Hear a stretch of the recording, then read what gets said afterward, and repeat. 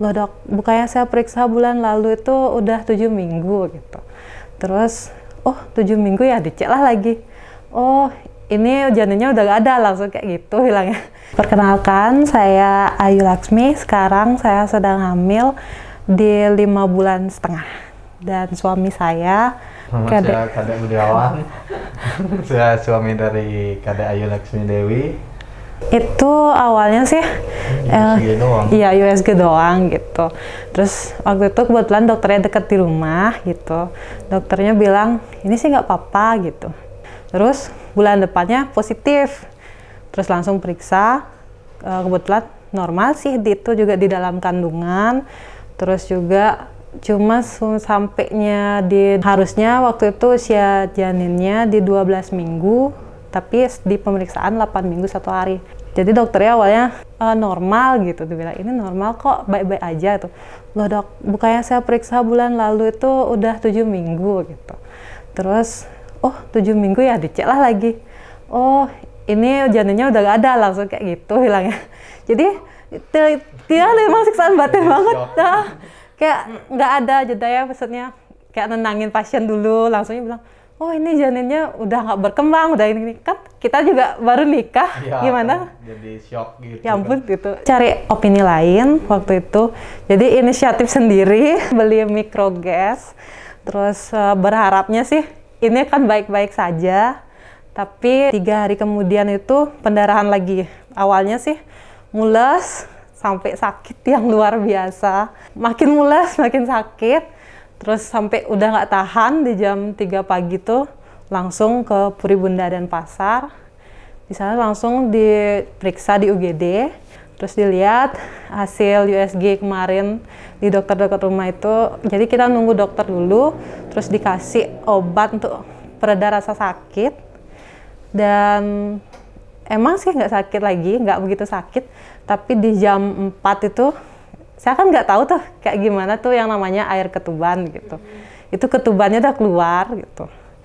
Terus langsung di jam 4:30, kurang lebih tuh plasentanya udah keluar gitu. Awalnya shock, tapi karena udah kayak pasrah mau gimanain lagi ya gitu.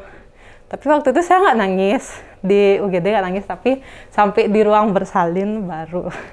Di sana saya terpukul berat banget itu sih yang nggak bisa dilupain. Setelah kuretase, jujur saya sendiri perasaan saya tuh belum stabil, emosi saya juga belum stabil, serasa kayak orang stres, mungkin hampir gila bisa dibilang ya. Tapi dari teman-teman gitu support sama suami, akhirnya berusahalah berpikir bahwa kehidupan saya tuh masih berlanjut, jadi kita masih bisa semangat untuk kedepannya lagi gitu.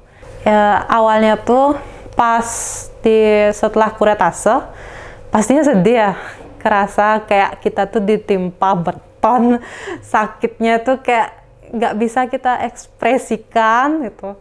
Sampai rumah pun stres, dia tahu, sampai mengunci diri, terus apa lagi ya, pokoknya parah waktu itu.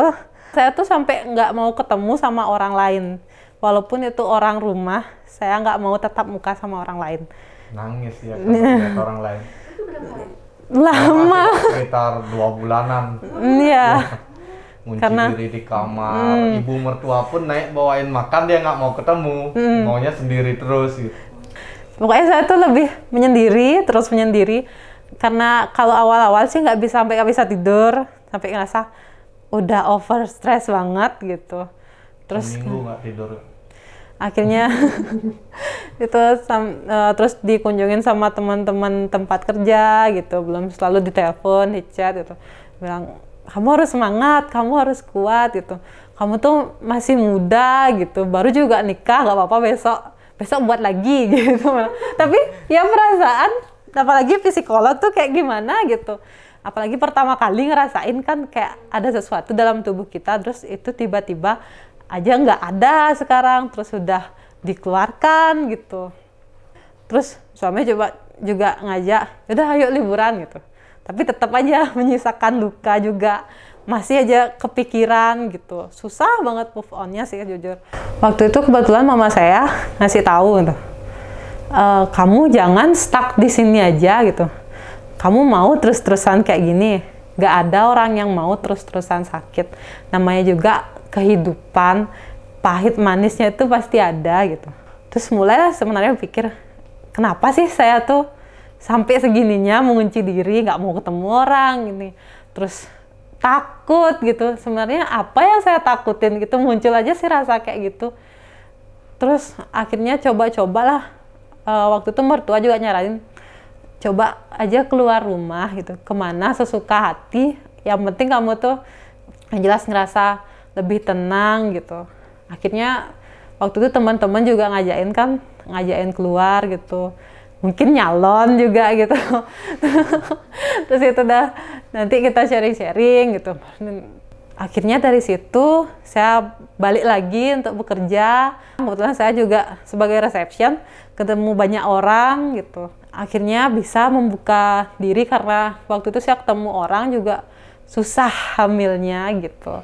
Bahkan sampai 13 tahun ibu itu belum hamil dan gagal terus dari insem, bayi tabung gitu. Dari sana juga saya kepikiran bahwa saya itu nggak sendiri gitu. Saya pasti bisa. Kebetulan lihat di Instagram itu Puribunda tuh ada kupas tuntas fertilitas gitu. Jadi saya pengen ikut kelas online, izin sih sama suami. Saya mau ikut ini, mau tahu sih tentang gimana sih program hamilnya orang-orang di sana gitu. Di klinik Queen gitu, baru denger sih pas itu. Baru pertama kali ikut kelas. Di sana ada promo BFS. Kepengen aja sih ikut gitu, tapi saya nggak bilang gitu. Akhirnya di bulan berikutnya karena coba ya dulu bulan ini kalau berhasil, oke, nggak usah ikut. Karena belum juga berhasil, jadinya mikir, apa kita perlu tes aja ya dulu. Gitu. Akhirnya cobalah tes gitu. Tapi awalnya nggak langsung tes kayak gitu sih. Langsung nanya suami dulu, karena cowok ya pasti agak mikir gimana gitu ya pas tes. Nah, kayak saya bilang, iya sempat ajain, aku mau ikut BFS gimana gitu. Awalnya mikir, kalau aku gini gimana gitu. Itu pertanyaan dia. Ragu kan. Ya, udah takut duluan gitu. Kita bilang nggak apa-apa gitu. Kita itu screening ini buat kedepannya agar mempersiapkan ya biar janinnya tuh lebih optimal gitu. Kalau memang seandainya saya sendiri atau dari suami saya ada yang kurang, nanti kan kita obati sama-sama gitu. Jadi setelah itu suami mau, ya udah nggak apa-apa gitu. Udah langsung aja, langsung reservasi waktu itu sama Mbak Lira. Ya juga kita juga bisa reservasi via WhatsApp, jadi gampang banget. Tinggal langsung datang, terus nanti juga diinfo jam berapa ini dan dokternya datang, terus hasilnya jam berapa gitu. Juga lebih pelayanannya sih kalau di Win serasa kayak VIP sih ya sebenarnya. Belum pernah sih dapat pelayanan kayak gitu. Karena benar-benar kita tuh kayak dikhususkan, terus benar-benar dipantau seperti itu. Jadi waktu BFS suami sama dokter Yuki, dan saya waktu itu diperiksa sama dokter Sukadana gitu.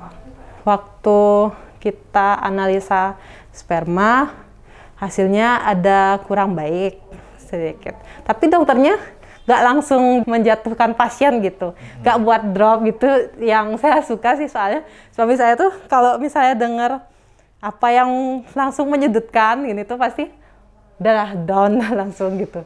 Tapi dokternya santai gitu. Dibilang, oh ini baik gitu, cuma nanti kita perlu terapi untuk 1 bulannya gitu. Bukannya bilang, kamu gini, nggak gitu. Inilah dokter yang dicari gitu. Kalau pesan saya sih untuk ibu-ibu di luar sana, kita tuh harus yakin Tuhan tuh pasti punya rencana yang lebih baik lagi untuk kita. Kita harus lebih stabil tentunya untuk menjalani promil berikutnya itu. Dan menurut saya tuh screening itu sangat diperlukan agar kita tuh kedepannya lebih baik. Selain itu juga kita tuh harus yakin bahwa kehamilan yang berikutnya tuh akan lebih baik lagi gitu. Karena kalau kita stuck terus, itu bakal menyiksa diri kita dan kita nggak akan pernah maju ke depannya itu. dan kita akan terus terperangkap dalam kesedihan itu utamanya.